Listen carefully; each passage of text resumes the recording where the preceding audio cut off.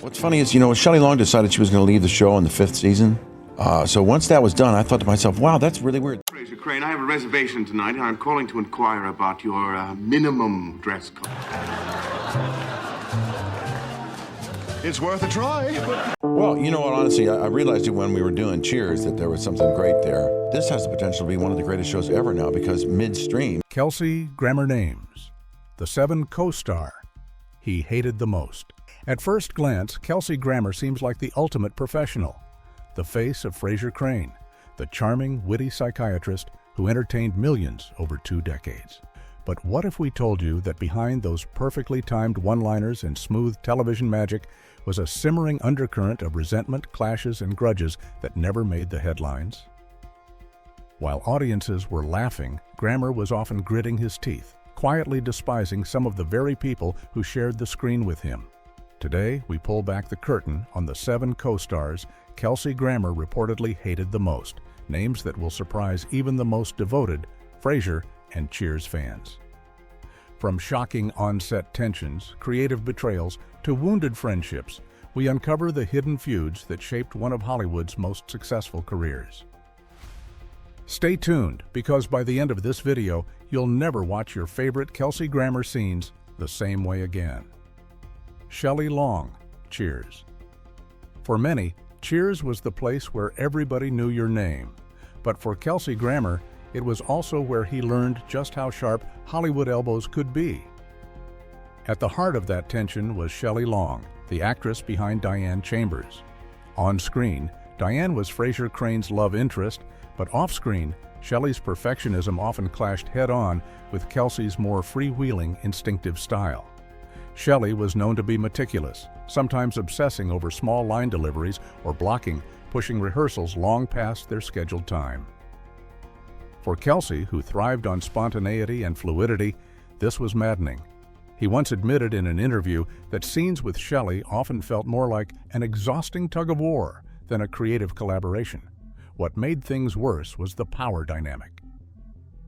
When Grammer first joined Cheers as a recurring guest star, Shelley was already a central figure, adored by the writers and heavily involved in shaping her characters' storylines. Kelsey, still relatively unknown, felt the weight of walking into a tight-knit cast where Shelley's approval carried enormous influence. Emotional moments flared when Kelsey tried to improvise a comedic twist or experiment with his character, only to be shot down or corrected by Shelley. While the audience saw their chemistry as crackling and romantic, Grammer was quietly counting the days until his character could move beyond Diane's orbit. Perhaps the most surprising part of their tension is how long it lingered. Even years later, when reflecting on his Cheers experience, Grammer hinted at the mental toll those early episodes took on him. He credited those difficult moments with hardening him for the brutal world of sitcom politics, saying in one interview, "If I could survive Diane Chambers, I could survive anything." It's a reminder that the magic we see on TV often hides a storm brewing just outside the frame. And for Kelsey, Shelley Long was the first big storm he had to weather. Nicholas Kolanto, Coach Ernie Pantuso, Cheers. While fans remember Nicholas Kolanto as the lovable, dim-witted Coach Ernie Pantuso, Kelsey Grammer's memories of working with him were far less warm and fuzzy. When Grammer first arrived on the Cheers set, he was stepping into an already established family, and Nicholas, a veteran actor with decades of experience, wasn't particularly welcoming. According to insiders, Kolanto viewed Grammer as the new kid, an outsider who hadn't yet earned his place at the table. For a young actor eager to prove himself, this chilly reception was a gut punch. What stung even more was the subtle dismissiveness Kelsey felt during early table reads and rehearsals. While other cast members like Ted Danson and Rhea Perlman made an effort to include Grammer, Nicholas often ignored him entirely. Some who were there recall moments when Grammer would pitch an idea or joke only to be met with a dismissive shrug or a mumbled, "whatever." Grammer later confessed that he spent much of his early Cheers run feeling invisible, not just to the writers, but to his own castmates, particularly Kolanto. Yet the emotional weight here runs deeper than just bruised egos. Grammer has spoken candidly about how these early experiences shaped his intense drive to elevate Frasier Crane from a one-note character to a fully realized lead. Feeling sidelined by veterans like Kolanto fueled his ambition to break free from the supporting cast mold and eventually helm his own spin-off. In an ironic twist, it was the very coldness of his co-stars, especially Nicholas, that pushed Kelsey to become the powerhouse leading man audiences later adored. Looking back, Grammer once remarked, "The people who made you feel small, they're the ones who push you to stand tallest." For Kelsey, Nicholas Kolanto was a constant reminder that respect in Hollywood is rarely given. It's earned, often the hard way. David Hyde Pierce, Frasier. To viewers, the on-screen dynamic between Kelsey Grammer and David Hyde Pierce was nothing short of magical, a perfect blend of sharp wit, comedic timing, and brotherly banter that made Frasier one of the most beloved sitcoms in history. But behind the cameras, things weren't always as harmonious. In fact, Grammer and Pierce's relationship was laced with an undercurrent of quiet tension that only grew as the show's success skyrocketed. At the start, Grammer was the undisputed star, the actor around whom the entire series revolved. But soon, David Hyde Pierce's portrayal of Niles Crane began stealing scenes, drawing critical praise, and, most painfully for Grammer, racking up Emmy after Emmy. Sources close to the show reveal that Grammer, despite his outward charm, wrestled with envy as Pierce quickly became a fan favorite. While Grammer's Frasier remained the anchor, Niles's neurotic quirks and razor-sharp delivery often stole the spotlight. Kelsey later admitted in an interview that watching Pierce sweep awards season after season stirred feelings he wasn't proud of: jealousy, insecurity, and even resentment. "You want to be happy for your friend," Grammer confessed, "but part of you wonders if you're being left behind." The emotional toll wasn't just limited to award ceremonies. On set, tensions sometimes bubbled up during script discussions or rehearsals. Pierce, known for his meticulous attention to detail, would sometimes challenge line readings or push for rewrites, which clashed with Grammer's more instinctive, less perfectionist approach. While the two maintained a professional facade, insiders recall a simmering competition that never fully boiled over, but was always there, lurking beneath the surface. And yet, perhaps the most human element of this tension is how Grammer eventually came to terms with it. In later years, he reflected on their dynamic with surprising vulnerability, admitting that Pierce's success forced him to confront his own insecurities and ultimately become a better actor and collaborator. "We challenged each other," Grammer said, "and in the end, we made each other better." For all the behind-the-scenes strain, their on-screen brilliance remains a testament to two gifted actors who, despite personal rivalries, created television magic together. Peri Gilpin, Roz Doyle, Frasier. Peri Gilpin, who played the witty and sharp-tongued Roz Doyle, was a key part of the Frasier ensemble. And at first, her dynamic with Kelsey Grammer was full of warmth and camaraderie. But as the seasons rolled on, that relationship became increasingly strained, tangled in power struggles and shifting dynamics on set. Unlike some of the other co-stars who clashed with Grammer over acting styles, Gilpin's tensions with Kelsey were rooted more in leadership and creative control. As Grammer transitioned from leading actor to executive producer, he gained immense influence over the show's direction, and that, insiders say, rubbed Peri the wrong way. While Gilpin was no diva, she was passionate about her character and the show's creative integrity. She wasn't shy about speaking up in table reads or questioning decisions she felt sidelined Roz's storylines in favor of Frasier's. Grammer, meanwhile, was known for making swift executive decisions, often prioritizing the overall arc of the show, even if it meant individual characters, including Roz, sometimes took a back seat. Over time, their relationship cooled. What had once been easy banter between friends became more of a distant professional exchange. The emotional core of this conflict came to light years later, when Gilpin admitted in an interview that she sometimes felt left out of the room when big creative decisions were made. For Grammer, balancing his dual roles as star and boss was no easy task, and he later confessed he wished he had been more sensitive to how those shifts affected his co-stars. Despite their creative tensions, both actors continued to deliver seamless, brilliant performances on screen, a true testament to their professionalism. But behind the cameras, the spark of friendship they'd once shared had dimmed, replaced by a colder, more guarded dynamic. It's a reminder that in the high-stakes world of television, even long-running collaborations can fracture under the weight of power and control. For Grammer and Gilpin, the divide wasn't born from a lack of respect, but perhaps from too many decisions made in closed rooms and too few heartfelt conversations when it mattered most. Jane Leaves, Daphne Moon, Soon Frasier. Jane Leaves, the delightful British actress who played Daphne Moon, became a fan favorite almost instantly on Frasier.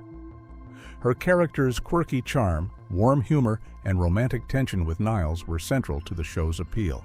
As the series grew into a cultural juggernaut, Grammer's salary skyrocketed.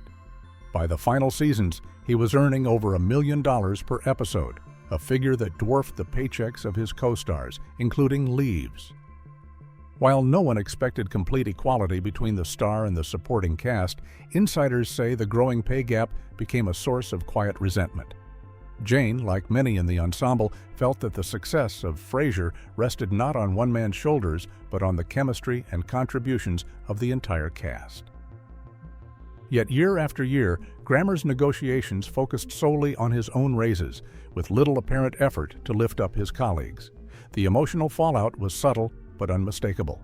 On set, interactions between Grammer and Leaves grew more formal, less playful. Jane, who had once described Grammer as a big brother, began keeping more to herself. In later interviews, Kelsey would admit he regretted not pushing harder for fairer pay across the board. "I was so focused on protecting what I'd built," he reflected, "that I forgot to protect the people who helped me build it." This conflict serves as a poignant example of how even beloved shows can fracture under the weight of inequality. Fans saw the laughter, the romance, the sparkling comedic timing. But they didn't see the quiet disappointments, the backstage calculations, or the emotional distances that money can wedge between friends. For Kelsey and Jane, the legacy of Frasier remains brilliant, but also complicated. Bebe Newworth, Lilith Sternin, Cheers, Frasier. Bebe Newworth's portrayal of the icy, razor-sharp Lilith Sternin became one of the most unforgettable characters across both Cheers and Frasier. Her chemistry with Kelsey Grammer was undeniable on screen. Their characters' tense, often hilariously cold marriage gave fans some of the sharpest comedic moments on either show. But off-screen, working with Bebe wasn't always smooth sailing for Grammer. In fact, he's admitted in multiple interviews that Bebe's intense, exacting approach to acting sometimes left him emotionally drained. Where Kelsey leaned on charm, spontaneity, and instinct, Bebe was a meticulous technician, drilling scenes, fine-tuning every inflection, and occasionally pushing directors and writers to reshape scenes that didn't meet her exacting standards. While this resulted in phenomenal performances, it also sparked backstage tensions. Insiders say Grammer sometimes felt suffocated by Bebe's relentless perfectionism, especially on days when he wanted to loosen up the energy on set. He once remarked, half-jokingly, that acting with Bebe was like going 10 rounds with a grandmaster chess player. You'd better show up ready, or you'd get crushed. The emotional weight of their dynamic came not just from clashing work styles, but from the deeper tension of their characters' complicated history. Kelsey has spoken about how, over time, the line between Frasier and Lilith's prickly relationship and his own real-life frustration with Bebe sometimes blurred, making scenes emotionally taxing in ways audiences could never see. And yet, despite their off-camera friction, the two maintained profound mutual respect.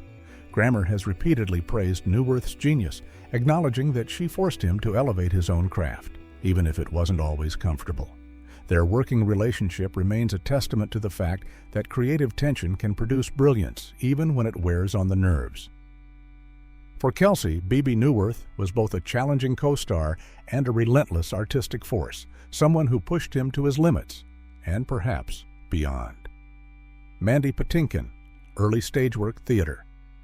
Before Kelsey Grammer was a household name, Before the Emmy wins and the global fame of Frasier, he was a hungry young actor cutting his teeth in the unforgiving world of live theater. And it was there, in the trenches of the stage, that he first crossed paths with Mandy Patinkin, a performer whose reputation for brilliance was matched only by his reputation for being intense. For Grammer, working with Patinkin was both a masterclass and a nightmare. Patinkin was a towering presence in the theater world, known for his demanding standards and a level of intensity that could intimidate even seasoned actors. Grammer, eager to impress but still finding his footing, often found himself overwhelmed by Mandy's perfectionism and domineering rehearsal style. According to Kelsey, every scene with Patinkin felt like a high-stakes battle for creative space, a constant push and pull between Mandy's meticulous demands and Kelsey's more instinctive, free-flowing approach. "It was like trying to dance with a freight train," Grammer once joked in a rare candid moment. But beneath the humor, there was real emotional strain. Grammer has spoken about how those early years in theater, particularly his work alongside Patinkin, left him feeling overshadowed and creatively stifled. He struggled to find his own voice, his own sense of authority, under the weight of Mandy's larger-than-life persona. And yet, in hindsight, Kelsey credits those grueling experiences with toughening him up for the ruthless demands of Hollywood. "If you can survive Mandy Patinkin in the rehearsal room," he reflected, "you can survive just about anything." Perhaps the most surprising element of this chapter is how Grammer, despite his frustrations, looks back on those years with a sense of gratitude. Patinkin, in all his demanding brilliance, had helped forge the steel in Kelsey's spine. What began as a creative clash ultimately became a hard-earned lesson in resilience, a reminder that even the most uncomfortable partnerships can shape us in ways we only appreciate years later. Looking back over Kelsey Grammer's long and storied career, it's clear that the path to success was anything but smooth. Behind the laughter, the witty one-liners, and the unforgettable characters, there were tensions, rivalries, and emotional battles that shaped not only Grammer's journey, but the very shows we came to love. From the perfectionism of Shelley Long to the quiet competition with David Hyde Pierce, from the financial rifts with Jane Leeves to the artistic clashes with Mandy Patinkin, each of these co-stars left a mark on Grammer's life, for better or worse. And yet, perhaps that's the true lesson here. Greatness isn't forged in easy, comfortable moments. It's born in conflict, in challenge, in the push and pull of creative forces that don't always agree. Grammer's legacy is a testament to survival, resilience, and the ability to thrive even when the people around you test your patience, your pride, and your heart. But now we want to hear from you. Did any of these names surprise you? Have you ever watched an episode of Frasier or Cheers and sensed the hidden tension between the actors? Drop your thoughts in the comments below. We love hearing your takes. And if you enjoyed this deep dive, don't forget to hit that like button, subscribe for more behind-the-scenes stories, and turn on the notification bell so you never miss an episode. Because in Hollywood, there's always another story waiting just beneath the surface. And we can't wait to share the next one with you.